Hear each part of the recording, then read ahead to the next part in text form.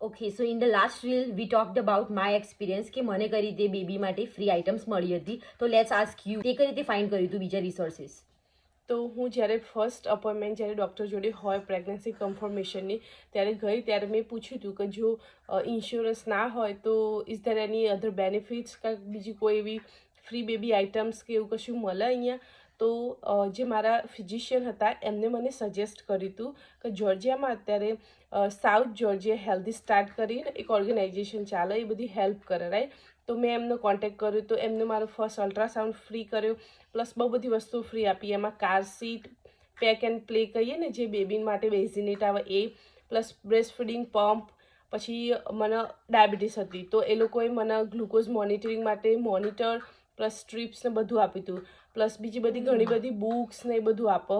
ઓ વાવ! Registration કરતી વખતે શું શું ડોક્યુમેન્ટ માંગ્યા હતા? કઈ પ્રૂફ માંગ્યું હતું કે સોશિયલ માંગ્યું હતું કે કઈ માંગ્યું હતું ખરા એમને તારી જોડે?